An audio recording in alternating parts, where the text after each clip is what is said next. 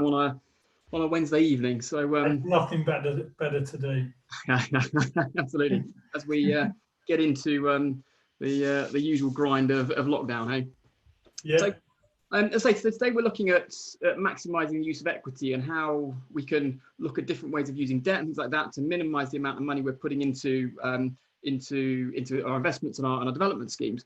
But Ian, perhaps just before we start, perhaps you could just explain to us a little bit about Brickflow, kind of why you guys set up Brickflow, what it is you're seeing, and kind of what problems you're trying to fit. Yeah, sure. I mean, this could be a very long answer. I mean, basically, I'll explain a bit about who I am first. So, as Paul rightly said, I'm Ian Humphreys. I'm one of the co-founders of Brickflow. For us, the development finance industry at the moment is very much broken. If you look at the stats, anywhere between a third and a half of all SME developers blame lack of funding as the primary reason for why they don't build more every year. And we think technology can help solve that. I've been in property finance for the last 16 years. And even to me, to know whether it's the best deal in the market at the moment on development finance is still very tricky. And given that the experience I have, a normal developer doesn't really stand a chance. So, like I say, we think technology can help solve those problems. There are plenty of willing lenders and borrowers. The main issue is them finding each other. So we believe that the core issues are visibility and access and efficiency. The market is somewhere between sort of 40 and 50 lenders. But if you ask a developer to name how many they can name, most of them will struggle to name more than 5. We did a lot of market research when we were putting the platform together. And I think the most anyone named out of 30, 40 developers was maybe 9. And if you take the main banks out of that, which we'll come on to later, then that sort of dwindles to maybe 4 or 5 again. So, the people just aren't seeing the wider market, and we believe that's a problem, and that we can change it. The other problem as well is, and what a lot of people don't tend to realise, is that every single development lender will have a different way of calculating development finance. So, if you've got 40, 50 lenders and you ask them all the same question on the site of what you can borrow and how much it's going to cost, they'll all give you a different answer. So if you're only speaking to 1 or 2 or even 3 lenders or even 5 lenders, the chances of it being the best deal are very slim. There's so many variables. I mean, loan to GDV, loan to cost are the big ones that everyone tends to know, but there's client equity requirements that every lender has a different requirement. There's day one leverage caps. People don't tend to take these into consideration, and that makes a huge difference on what you can borrow. In addition to that, there's a lot of niches that each lender has. So by geography, loan size, property type, max unit value, pound per square foot, the list goes on. And then on top of that, you have different rules on development experience and sweat equity, etc. So when you put it all together, you've got an incredibly dynamic industry, yet the way that most people source finance is incredibly static. They speak to one lender, and then regardless of what the site is, what the project is, they stick with that lender. And it just doesn't work. And that sort of brings us on to the second point of efficiency, not only from a standpoint of how long it takes to process. Development finance it takes so long, it's a full-time job in itself. But the bigger problem is inefficient equity deployment. So when you think, the market ranges from 30% at one end, deposit size, to 10% generally at the other end, and everything in between. If you're looking at total costs of say 5 million on a site, that's the difference. The difference between the two is £1 million, and not a lot of people have £1 million just to, just at their beck and call. So most people will miss out on sites just because they don't know the right lenders. People will give away profit shares because they don't know the right lenders. And we think we can empower SMEs to be better and to be more successful just by knowing development finance better. Yeah, and in sort of in a bigger way than that. So one of the things that one of the stats that we found out recently was the percentage of homes that are built by the SME developer at the moment, as opposed to sort of 5 or 10 years ago. And so I think it was 10 years ago, the percentage split between the big PLCs and the SME developers was 50-50. Now it's more like 90% of the homes built are by the PLC developers. And actually, if we can help the SME marketplace access the right finance and drive the equity further, then of course there's a much bigger win as part of this, as we can kind of rebalance that equation.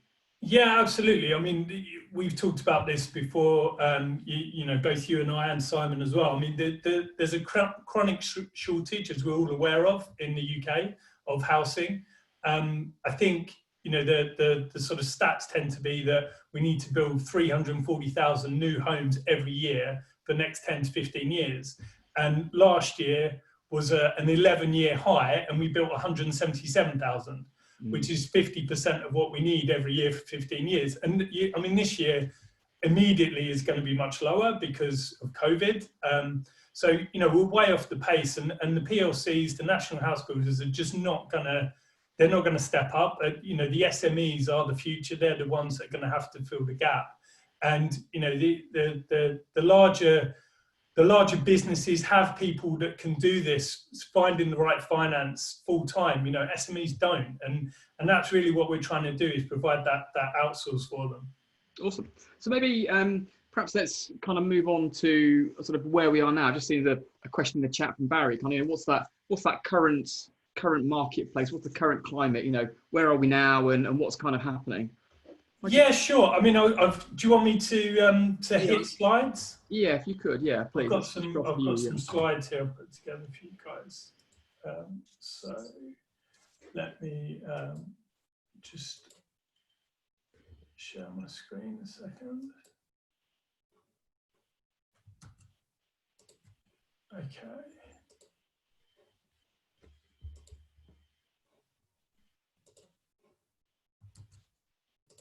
Right, okay.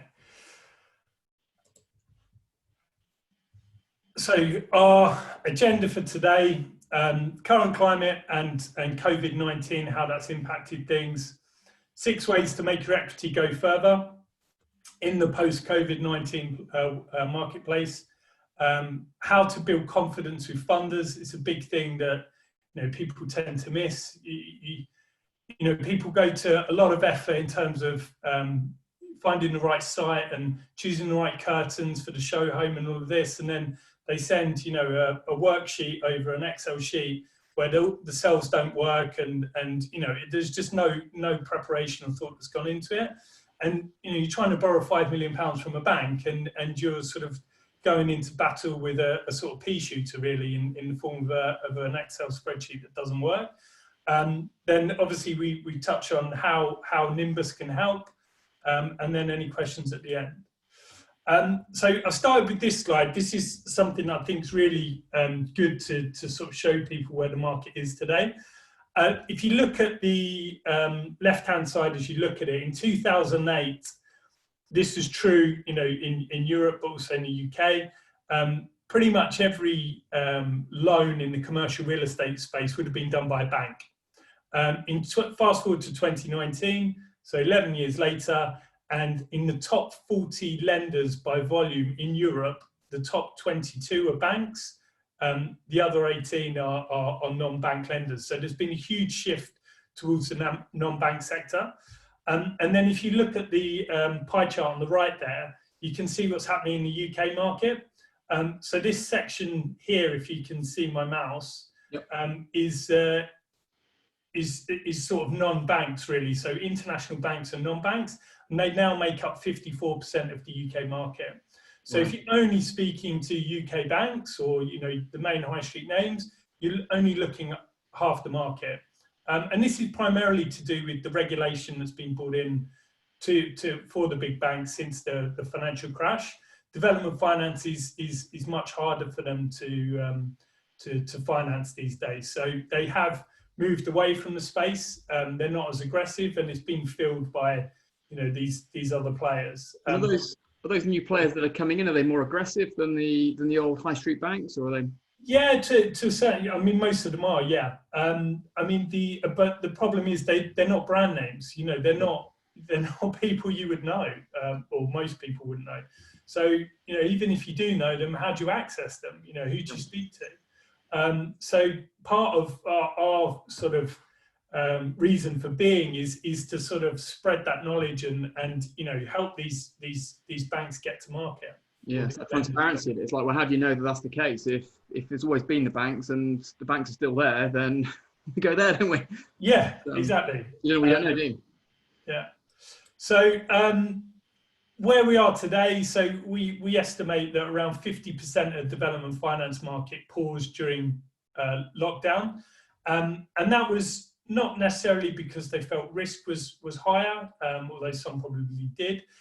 It was more a case of the fact that they needed to assess their pipeline of business. So if you had 100 schemes, every single one of them probably needs to extend. So that isn't just a case of extending that loan. You have to go back to credit. You have to speak to the quantity surveyor, the valuer, make sure all the covenants still fit, rewrite the loan documentation. It's a huge task. So a lot of lenders actually just stopped lending for 3 months, got their house in order. But the good news is, as I say here in bullet 2, pretty much all of them are back lending again, or they've set firm dates as to when they'll start lending again.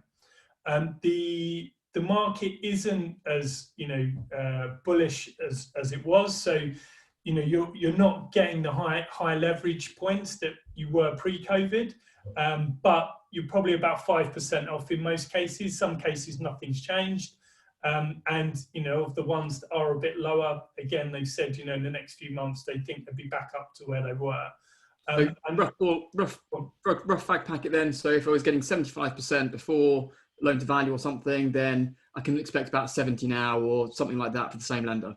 Yeah, exactly. So that's pretty much where it is. I mean, some have come off completely, and again, I think that's rather than stopping lending, that's more a case of making themselves so unattractive that it allows them to get their own house in order before they start coming back into the market.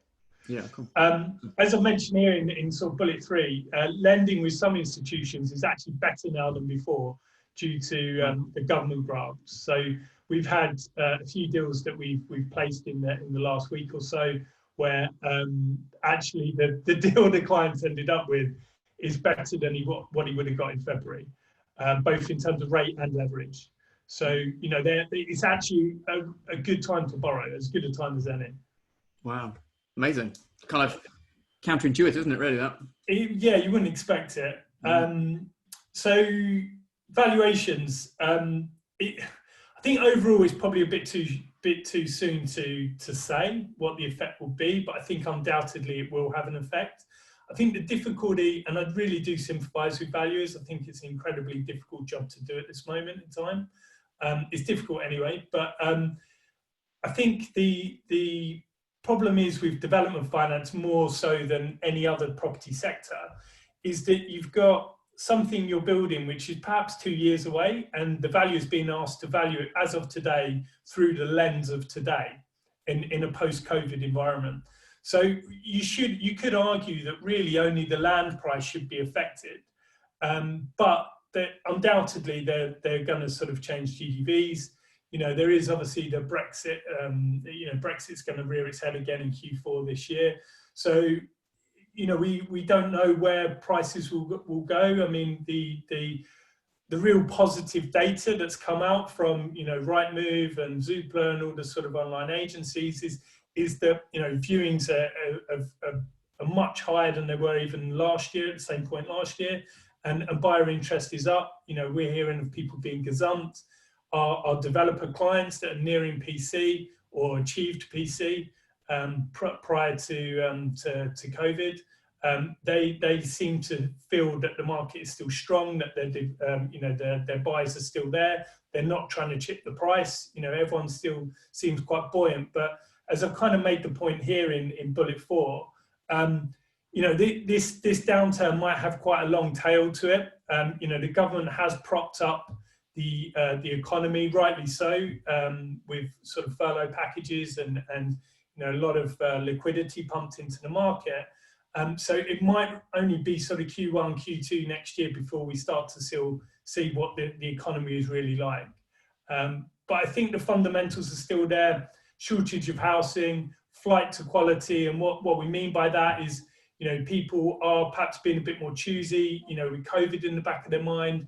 They perhaps want a bit of outside space, and they're perhaps looking even to be further out of cities because their work environment might change, and therefore a slightly longer commute because they're in the office less is not the problem it was. And then obviously Help to Buy is still there. So I think the market is strong, it's resilient, and the shortage is not going away overnight. Yeah, cool. Really interesting. Really interesting. So I suppose into the sort of the 6 ways. So how do we make our equity work harder? How do we make it go further? Well, this is the key for any developer, right? We as a developer, your two most precious commodities are your time and your equity. And if you can make both work, then you're going to be more successful. So this is a key thing that everyone should consider when they're going into a new project. So the capital stack is an obvious place to start. So understand the capital mix. Understand the levels within the stack. So understand senior debt, mezzanine debt, equity. Equity, pref equity. How in many shapes and forms. And there's many different ways you can mix these things up. And what I've talked about, what I've mentioned here in bullet 2 is, senior and mezz versus stretch senior. I mean, we have this conversation quite a lot on the phone where people source a senior loan on Brickflow, and it's not quite enough sometimes. And they say, well, look, can we get mezz? And we haven't got mezz on the platform yet. We will do. But you sort of start then talking about the rates, and they're obviously quite high mezzanine rates, rightly so. But the people turn their nose up at it. But actually, people will look at stretch senior and think, oh, I'm happy to borrow 65 or 70% loan to GDV and pay 9%. But senior and mezz normally will get me a little bit higher, probably 70 to 75% in the normal market.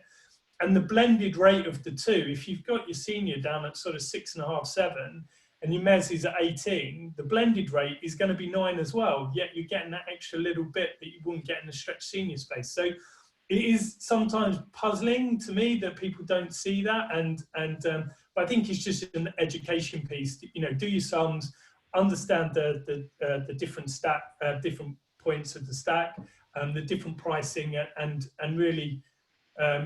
Crunch the costs. See what comes up best. Just for those that perhaps don't know what those 3 terms are. Senior debt. Perhaps give us a quick one line about senior debt. So senior debt, first charge loan. So a development loan. Senior lender is first charge. Mezzanine loan is second charge. So there's higher risk. In terms of how it works, so if you think of the stack, your sort of senior will normally go from up to 60% loan to GDV, sometimes 65. Mezz will sit above that in the sort of 60 to 75 space. And then equity is anything above that. So your equity, normally most senior lenders are looking for somewhere, as I touched on before, between 10% and 30% of your total costs. That's including finance costs. Whereas mezzanine funding, generally you can get away with perhaps as little as 10%. Of the costs.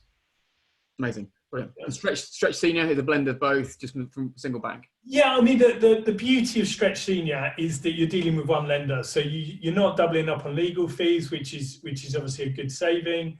And there's the admin headache of dealing with two lenders with senior and mezz. They will normally use the same value and same QS, so there's no admin headache there. But stretch senior is a bit neater and a bit cleaner.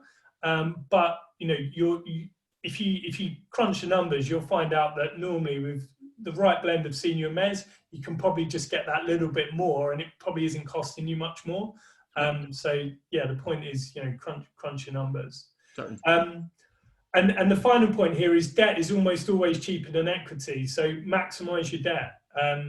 If you've got £1 million to put into a scheme, but your debt is costing 6%, 5-6%.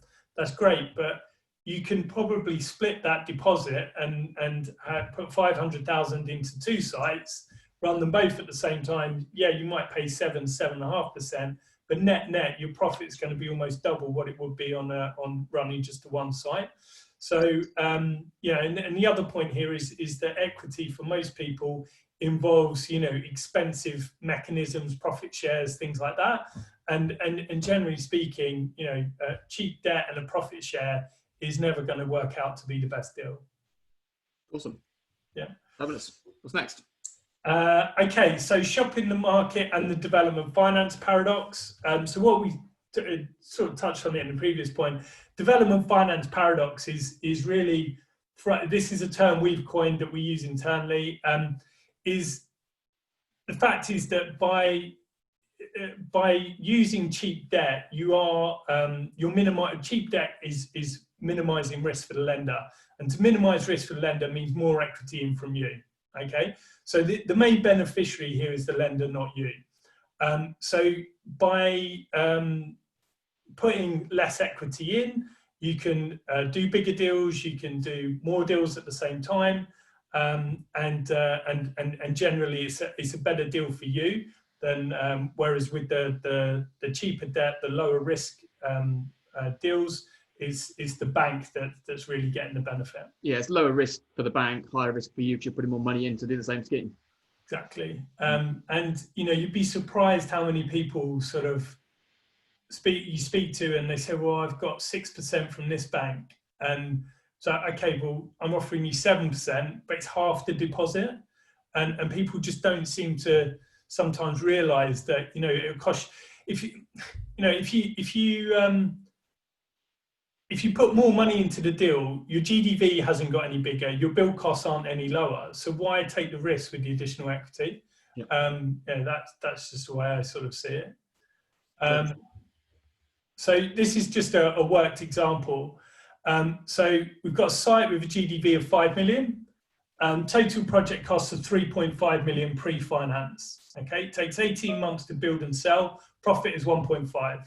Lender A requires 1 million deposit, finance costs are 350, profit is 1.15 million. Yeah. Lender B requires 500k deposit, but at a higher rate, finance costs are 500,000, profit is 1 million. Lender B obviously costs more because it's a higher rate and you're borrowing more. But if you work on the assumption both developers have the same amount of equity to start with, developer A has invested 1 million, over 18 months he's made 1.15 million in profit, which is fantastic. But developer B has taken his 1 million, he's made 2 million in profit because he runs 2 sites that generate 1 million of profit each. Okay. If both developers go through the cycle 3 times on sites with exactly the same numbers, in 5 years, developer A has completed 3 sites and made that amount of money. Developer B has completed 6 sites and made 6 million. Nearly double what developer A. And they both started at the same place, same sites. The only difference was the lenders they used. Absolutely. Yeah. Absolutely. It's the beauty of leverage, isn't it? It's kind of keeping your equity down, which means you're keeping your own risk down. You're paying a little bit more for that, but that means you can do more schemes to generate more return off the back of it. It's just... It's like any portfolio, isn't it? You're spreading your risk. If that scheme doesn't work, if you put 1 million into a scheme, it doesn't work, and that's everything you've got. All your eggs are in one basket. If you split it and one goes wrong, then you still got the chance to salvage profit and roll your equity into the next deal. Totally. Yeah. Love it. Okay, so leveraging your network. I mean, this is key. I mean, we always sort of, again, internally and to users, Brickflow users, your network is key in this industry. It's very rare that development is a solo pursuit. Quite often people will bring in others, especially SMEs, where perhaps they don't have the experience, across all the different parts of the development spectrum. So you might be an agent, so you might be really good at finding sites and selling sites, but you don't really have an idea about the building part in the middle. So bring in contractors, that might be able to JV with you. They might put money in as well. So, again, it's what you've just touched on there, Paul, splitting your risk, and also bringing in someone that has a different skill set to you. And it's a good way as well. We talk about all the time with users, who want to get into development. They've done, refurbs, they've done conversions, and now they want to do some ground up schemes. The majority of lenders aren't going to lend to them because it's so different to everything they've done before. It's a much bigger project. So, engaging with others, getting other people to come into the scheme with you on a profit share basis, is definitely a viable way of getting schemes under your belt and getting that experience, so you can use as a stepping stone to your next deal. So I know I said in the last slide, don't do profit shares, but don't do profit shares with silent investors. Do profit shares with people that can add value to your basket of experience and knowledge. Great, awesome. Yeah. And the best opportunities may arise through your network. As we all know, some deals don't come to market. Some deals are distressed, and people need to move quickly. So we work with people all the time that say, if you hear of anything. But similarly, on the other side, we hear of people saying, well, look, we need to dispose of an asset quickly. Either the developer is too small for them now because they're on bigger projects. There will be opportunities that arise like that. So, solicitors, architects, QSs, all these people, agents, all these people, if you're friendly with them, know them, stay in regular contact, there will be opportunities that present. And the final point I've put here is joint ventures on the rise due to COVID-19. And what we mean by that is, you quite often get planning, what we call planning guys, people who aren't developers, who have no intention of developing a site. So they buy purely for planning, uplift, and to sell. But obviously with what happened, they might have used a bridge to buy that land. They've got their planning. They're coming to the end of the bridging loan. Perhaps they've taken a bit of a hit on their capital value. The bridging lender won't extend. They're now coming to the market to develop, and they had no intention, and they can't develop. So they'll be on the lookout for people that can. So you will start seeing some of those assets. I mean, it's probably a bit too early in the cycle to see them, but I think certainly Q3, Q4 this year, when lenders start perhaps being less sympathetic. The government has led on this in the sort of 3-month suspension of payments on pretty much every mortgage out there. Once that's over and we get through that cycle, then I think you'll start to see some of these some pressure exerted on borrowers to realise their assets. What's that typical length of the bridging finance? It's kind of interesting angle, isn't it? Is that what you're saying is that people that have bought sites, submitted planning applications a certain period of time ago, 12 months, 18 months, something like that, then start targeting them now, the ones that had it 12 months ago, because they've suddenly hit COVID, and it's like, well, now I can't renew my bridge and I can't flog it, so what do I do? Yeah, absolutely. So, I mean, the majority of bridging lenders will lend for anywhere between sort of 12 months and 18 months. Yeah. So if you think, a planning application, especially if it's, quite technical, could take up to 9 months. Most people are sort of thinking that, that gives them enough time to get their planning and then go to market with it. And that they can take a 15-month term with a bridging lender and they think they're well covered. They've just lost 3 months pretty much because the market, just shut down. So, all of a sudden that 12, 15-month term is perhaps looking quite short. And like I say, that we know of situations where lenders are being sympathetic at the moment. They appreciate the difficulty in refinancing, but that's not going to go on forever.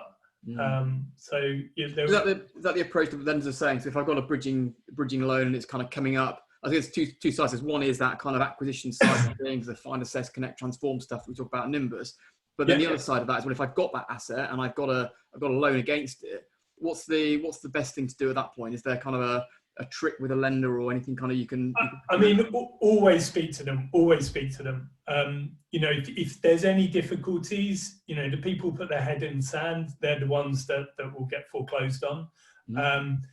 what I think what's really good about the bridging and development finance markets is that, there's a lot of autonomy, even if there are a development finance department within a big bank.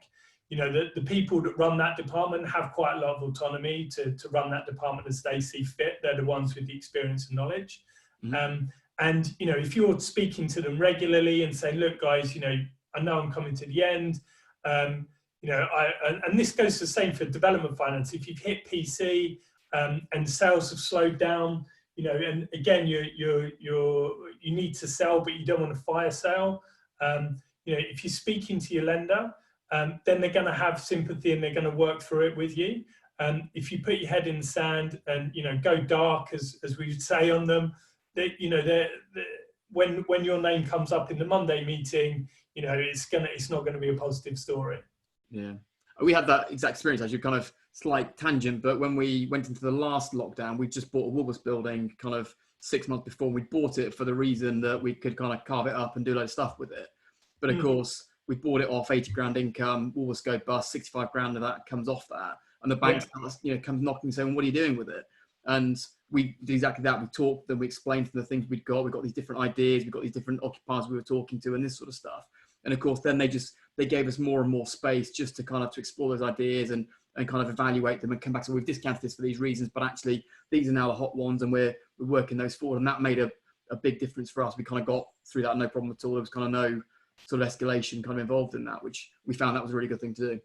Yeah, absolutely. The multiple exits is always nice for a lender to know about. I mean, part of what we do as our process is we show lenders what will be possible in the refinance market. So if sales aren't there, we'll always show them what is achievable through buy-to-let or commercial mortgages, so that they can get comfort from the fact that their debt will be redeemed quite comfortably on a refinance. Yeah. So they're in and out of various different options. Yeah. Exactly. And other things as well. If you've got residential schemes, set block sales to PRS funds or HAs, is always an option as well. Yeah, great. Okay. Fabulous. All right. So next slide. Second charges. Okay, this is quite interesting. Something that a lot of people don't tend to think about. But if you've got other properties in the background, residential or commercial properties, and they're lowly geared. I mean, we had an example where we had a client that owned 11 buy-to-let properties. They're all at sort of 20-30% loan to value.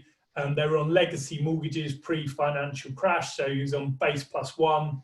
Didn't want to touch them because obviously the rate was unbeatable in the current market, but wanted access to the equity because there was a few £1 million of equity there. So we basically crafted a revolving credit facility with a lender. So he took a second charge across all 11 properties for £3 million. And they allowed him to recycle that equity.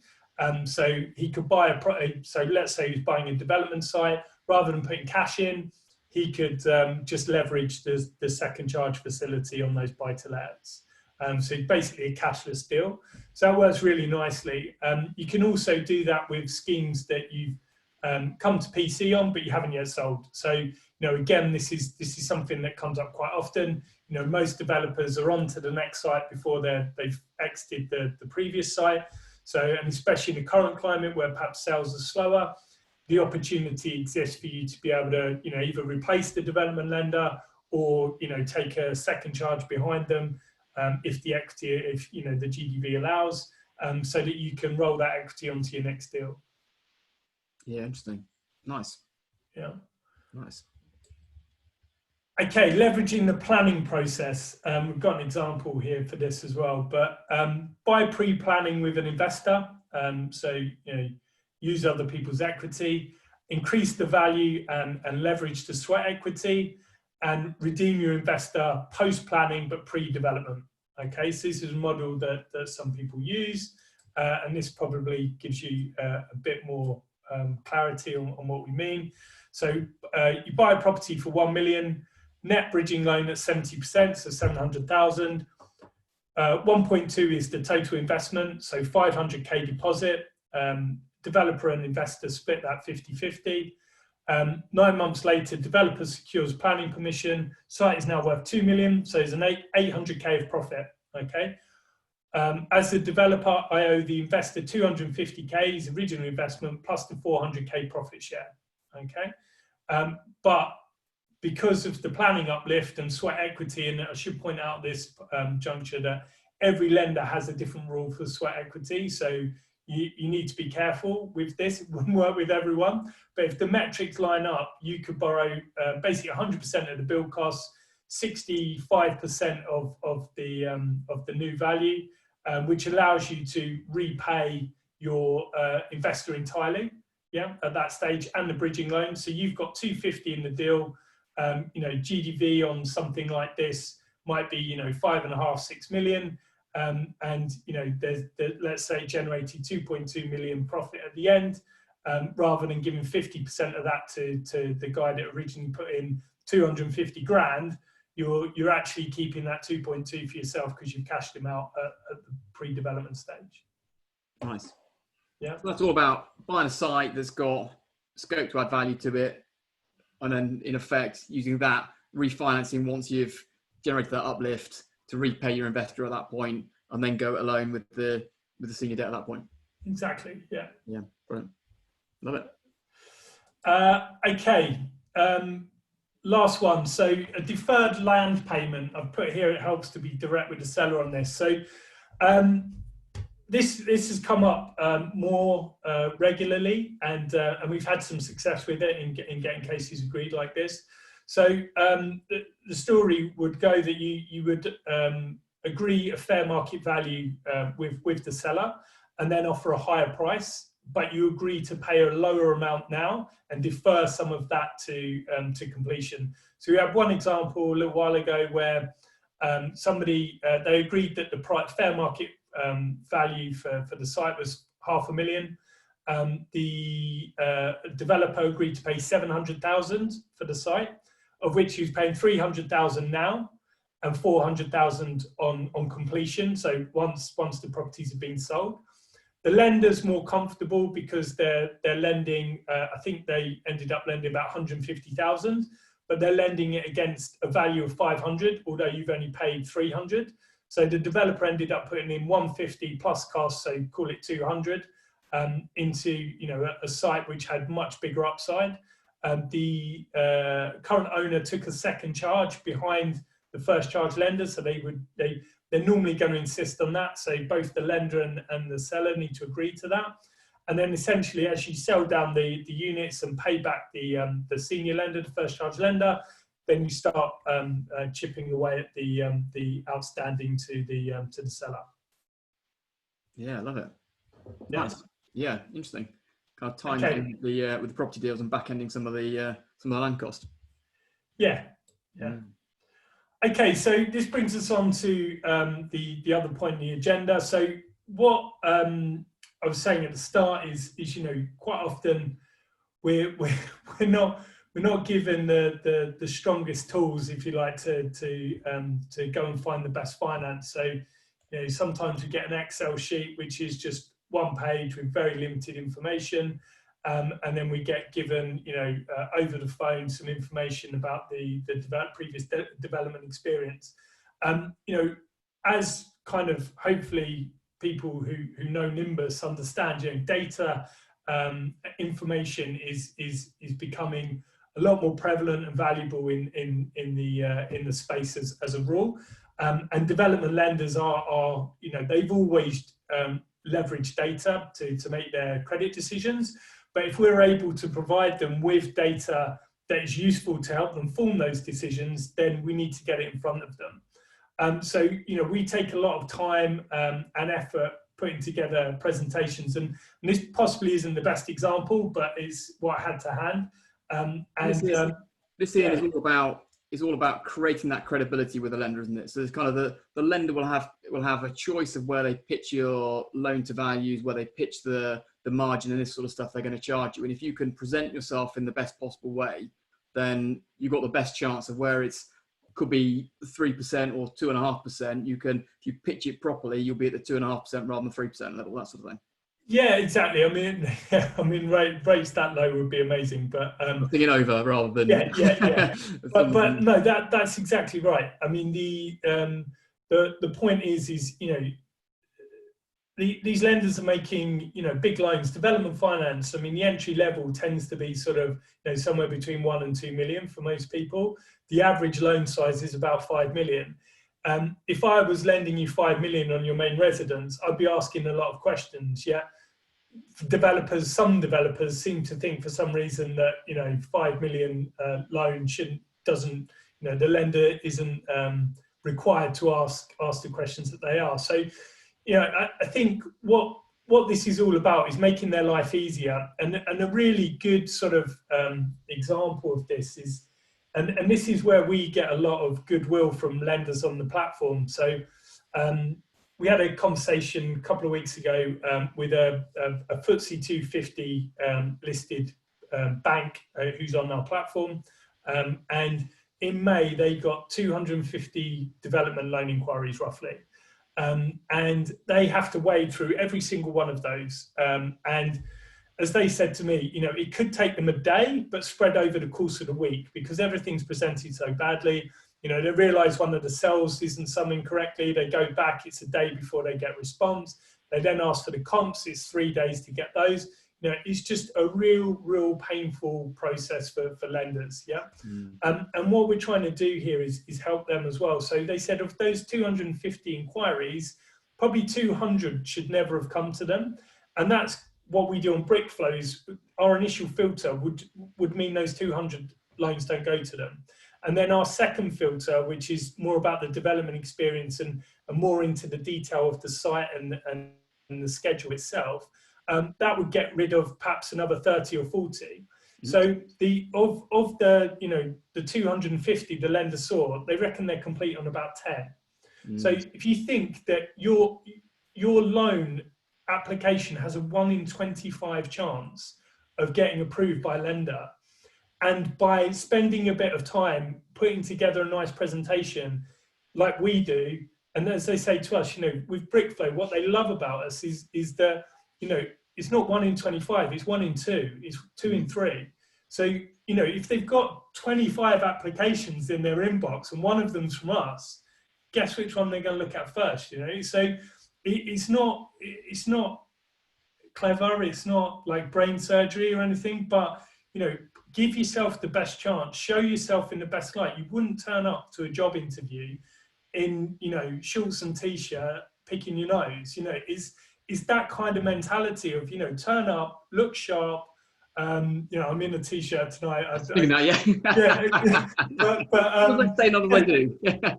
But exactly. But turn up, look sharp, know your numbers, know your comps. Know every single thing that they could test you on. And that's what it's about, really. Is we have a saying internally: the numbers are the numbers. You can't lie about them. The GDV is the GDV. The build cost, land cost, the land cost. You've got that far to meeting the lender or getting to like video conferences. The numbers work. The most important thing is you. They're buying into you. Their head's on the line if you don't perform.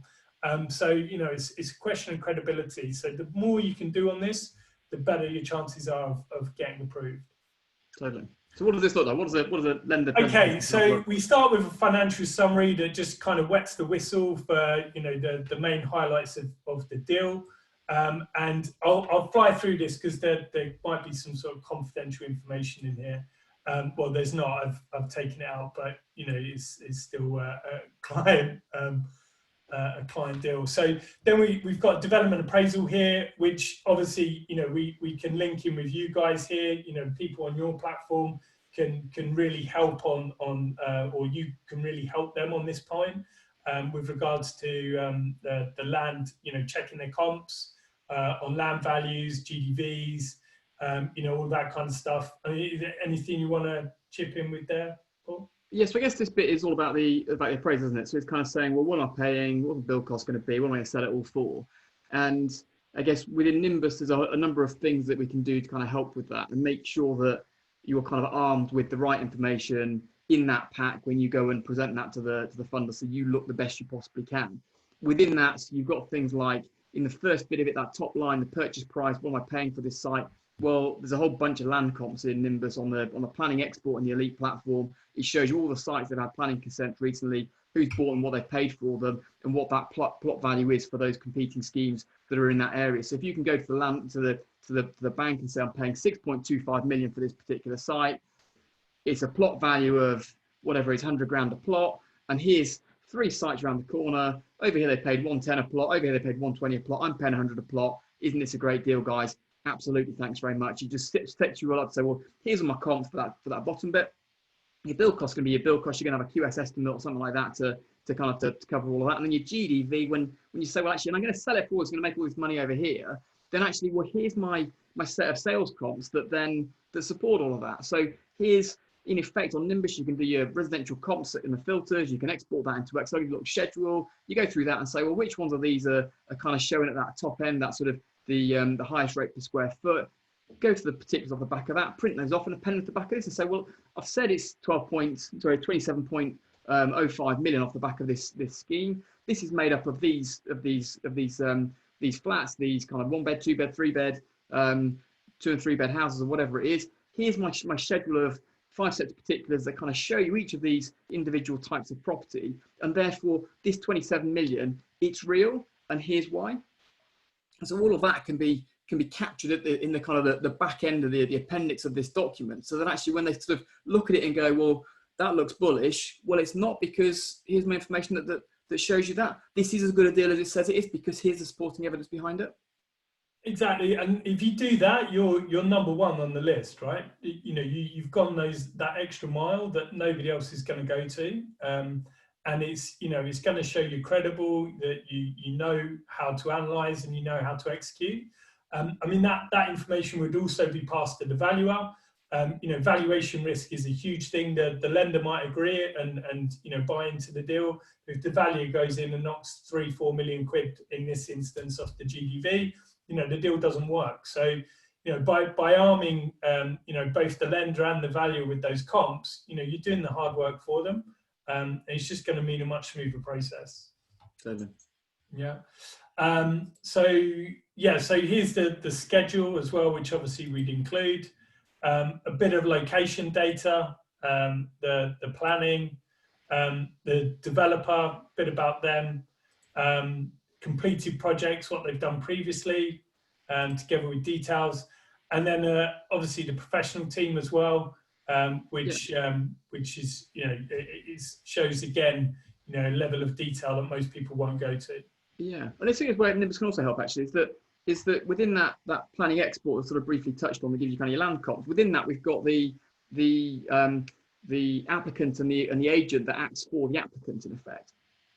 And we've got searches that then support that as well. So what you can do is, as you're putting your architect forward, so the sort of one of the things we found as certainly some of our schemes is saying, well, once you get one decent member of a design team that really is hot on that particular type of asset that you're building, in this case, resi or whatever it is, then if you can really pin down and get one of those architects that is absolutely brilliant at building 50-unit residential schemes or 10-unit residential schemes or strat land if I'm doing strat land, or depending on whatever it is you're going to be doing, if you can pick out that key lead designer, that key member of the team, they will bring in the planning consultant they've worked with over here that's brilliant. They'll bring in a sustainability consultant they used on this other scheme over here. They'll bring in a decent M&E consultant, a QS, an EA, and all that kind of stuff. And so all of that team suddenly appears around you if you pick a decent one of those sort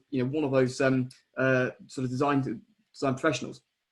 And so that whole system starts to really hum along if you kind of get those key principles right at the start.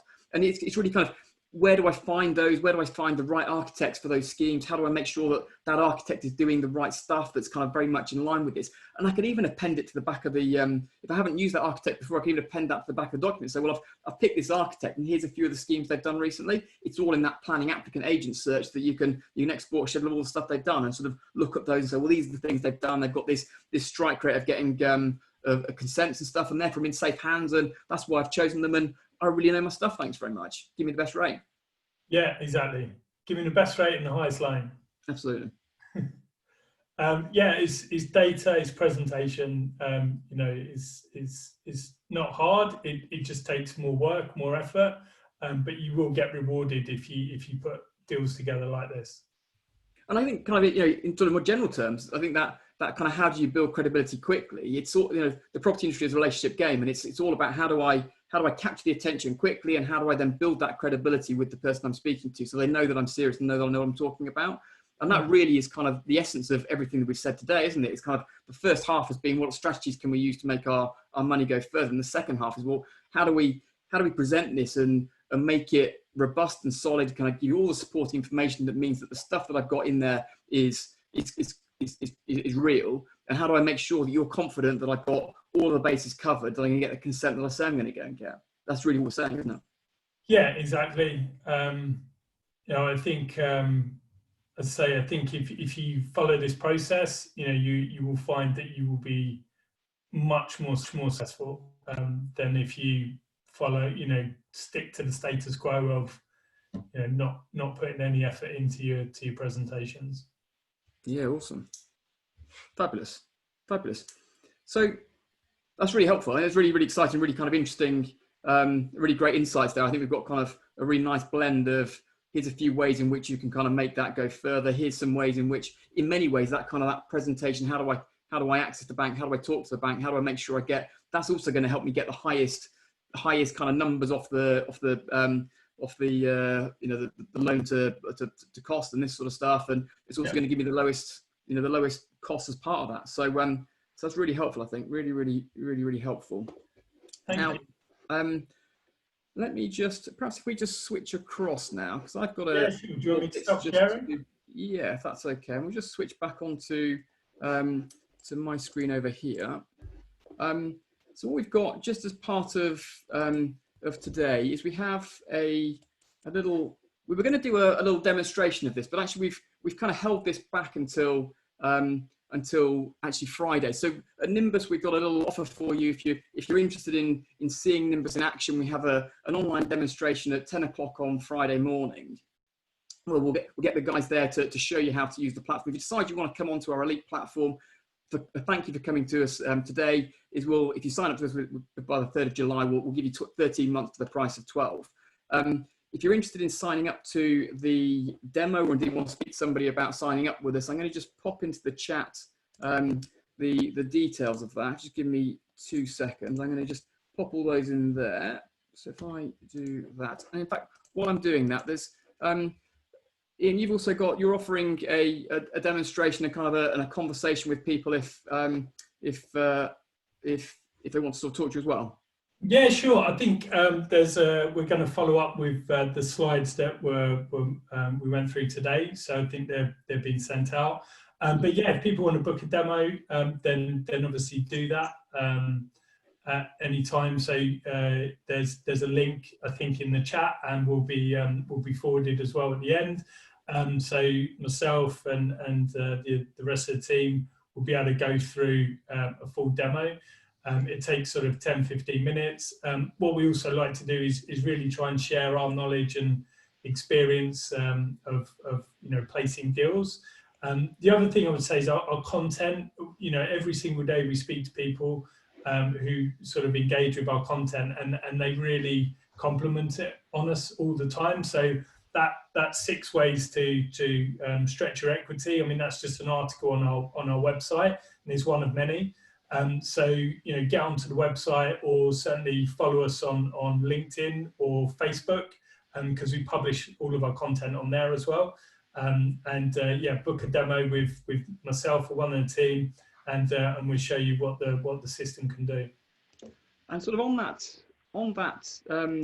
note, actually, we have some upcoming webinars going forward. I'm going to come on to take some questions for instance. If people would like to answer some questions, to answer some questions, there's in the chat function. If you want to go to the chat and start putting in your questions there, then we'll have a look at that, and we'll answer some of those. Just while you guys do that, what I want to do is just launch a quick poll for you and just say these are some of the topics we're thinking about bringing out for upcoming series. So kind of bringing in other people to talk to us about some other topics and the things we were talking about. So if anybody's interested in these, perhaps if you just kind of click on the ones that you're interested in. If I start at the bottom, actually, I haven't talked to Ian about this, but there's what I said is that actually, perhaps if we had a show me version of this, so get Ian to get onto Brickflow and show us how he uses it, get us to go onto Nimbus and show you how to do it too. What we've said is that if we break 50% on that, then we'll do this. That's what I promised myself. I've got to persuade Ian at the same time that that's a good thing. So if anybody wants to see that, then it's the one at the bottom there. There's sort of 6 others that we can talk about too. So if you want that one at the bottom, we're running just above that number at the moment, so it's getting close. So if you want to see me and Ian show you how to use Nimbus on a separate webinar one evening, maybe next week or the week after, something like that, we'll check Ian's diary. Yep. If we break 50%, then we'll do it. If we don't, then we won't. So it's on you guys to tell us whether you want it or not. And actually, as a little sweetener for that is what we're going to do is I'm going to end that poll in 20 seconds. If you've all finished, what we're also going to do is that if that number breaks 50%, we'll do the webinar, and I'm going to take a screen grab of the number. So I'm going to just close this down. Give me 2 seconds while I do that. If we've all finished, then I'm going to take any more. Okay, right, I'm going to screen grab that. And what we're now going to say, this is just proof of what that number is. What we're going to say is that we're going to, when we run that number is above 50% actually. So I'm going to have to now persuade Ian to come back. And Ian, will you come back and see us and show us this live in front of our audience? Of course. Awesome. So when we do that, what we're going to do is, if anybody's interested, they can pop into the chat what they think that percentage number is. We'll give you a tip, it's above 50%, because otherwise Ian won't be coming back. For anybody that guesses the number correctly, what we'll do is, the closest one, if we don't get the exact number, the person that's closest to that, we will give you a free 3 months on Nimbus Maps Elite as part of that. So if you want to put in there and tell us what you think that number is, we'll give you 3 months, and so in effect, that's £150 a month times 3, that's £450 worth of saving. If you're not VAT registered, then you save the VAT on top of that as well. So it's a really good saving, 540 quid or something you'll save as part of that. There's one small catch to it, and the small catch is we're not going to tell you who's won until Friday's webinar, where we're going to show you how to use Nimbus. We'll do it with Ian as well, so we'll tell you about both. If you come to either, we'll honour that. So over to you guys, and that looks really exciting. So we've got some really good responses back off the back of that. So that's really helpful. So we'll be looking at how we can bring forward those. And Ian, actually, I think you have actually won that as well. So you've won the poll. So that's awesome. Congratulations. So I think that means we've done a reasonable job. So let's just move into the final slide. And what I'm going to do is just bring up my slides again, because we've had to jump around to kind of to make all that happen. So, I'm more excited now. It's got my heart going. That was very exciting. So has anybody got any questions for Ian? You can put your hand up if you want to do that. So we've got some questions in the Q&A, and there was some questions early, which is Ian, we talked about some of the the challenger banks or some of those different banks that you were talking about. Have you got some example names you can just throw out, just so people kind of get that clear in their head as to the kind of people you're talking about? Yeah, I mean the challengers, so Shawbrook, Aldermore, United Trust Bank, Paragon, they're the sort of main practitioners in development finance space. Mm-hmm. Of sort of specialist funds, there's the likes of Alpha, there's people like Zorin, there's Ingenious. There's some new entrants into the UK. So there's a German funder that we're speaking to at the moment called Linus Capital. They're quite interested in big ticket deals. So yeah, there's 18 lenders on the platform as of today, the market is probably 40 to 50 at any one point in time, dependent on the economic climate. Although probably 10 to 15 of those you probably don't want to deal with, and that kind of brings me on to a good point actually, is the integrity of our system is paramount. So what we're very careful to do is only put lenders on that we know are credible, so they're long-standing relationships, and we also really get into the weeds and the due diligence on how they're funded. So I always highlight the example of Lendy last year, who some people might know about. They've gone into administration, and there's borrowers, developers that have done absolutely nothing wrong, that may be completely wiped out by that situation because they got into bed with the wrong lender. So part of our job here as well is sounds a bit cheesy, but to kind of police and protect people as well, because there are lenders out there that are still perhaps don't have the best interests at heart. So we're very, very careful with who we allow onto the platform. Yeah, totally. So let me just put a question in there. So what's the minimum lending criteria that you guys tend to look at? Where do you sort of start and where do you sort of finish? I think the smallest loan you can do on the platform at the moment is $500,000. And what you tend to find is that the majority of lenders, their minimum loan is around $1 million. Some is 2 million. I mean, there's a couple of lenders on the platform. I think one's minimum loan is 8 million, one is 10 million. Mm-hmm. So the largest loan you can source is 100 million at the moment. Mm-hmm. Yeah, we cover all geographies. So when we say we've got 18 lenders, people sometimes say, well, why not more? Well, the point is, there's no point having loads of lenders on there where the spread of business is so thin, there's no real benefit. Mm-hmm. So we covered every geography: Northern Ireland, all regions of the UK, of England, Wales, and Scotland, and we cover loan sizes from $500,000 right up to 100 million. So we feel, and every asset type, both residential and commercial. So we feel we've got a really nice spread of lenders on the platform, and we feel it's representative of the whole market. Yeah, cool. That's something answered Olive's question actually. So he's saying, am I right in assuming that most good brokers will not only go to the high street banks for mortgage products, but also the whole of the market? And that's kind of what you're saying, isn't it? Basically, is that you just have that spread, who's active, who's in the marketplace. We're going to all of them and making sure that the scheme that we're looking at is going to all those people. Yeah, I think I think with development finance, the difficulty is that it's not a particularly easy place to transact in. There's not much visibility. So some for brokers, it's quite a difficult market to navigate for them as well. Some and actually we have brokers that use the platform, but some brokers really know their stuff and I really rate, and then others will say they do development finance and they don't really. They maybe know one lender and it's probably not much better than you trying yourself. So understand who you're working with. There are a lot of brokers out there that are development finance specialists.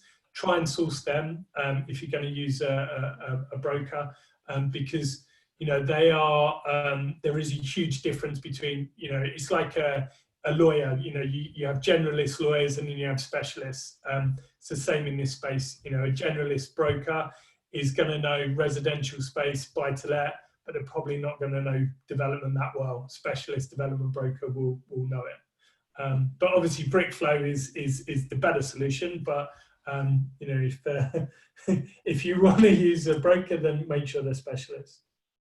Awesome. So I think we're running out of time now. There is just one comment on there that I want to pick up. So Alan Wadsworth said that we've offered this 13 months 12 deal. He didn't get that on his when he signed up with us. So we'll Alan, if you contact our front of house team tomorrow, we'll get you that extra month put on. I'll make a note and tell them to give you that extra month if that helps. So hopefully that's all okay. Thank you all for coming. We've done my next slide, which is about the what's next, and I was hoping I'd be able to show that Brickflow thing in the middle, which I think looks like we've achieved that. So we've hit our threshold for today. So thank you all for coming. Thank you, Ian, for such an interesting presentation. It's been fantastic having you, and thank you so much. Really, really interesting. Thanks, Paul. Pleasure. Awesome. Thank you all, and there's some details in the links. If anybody needs any further on that, obviously you know where we are. Get in touch with us through the chat, and we'll be delighted to help. All the best. Brilliant. Cheers, Paul. Thank you. Cheers, guys.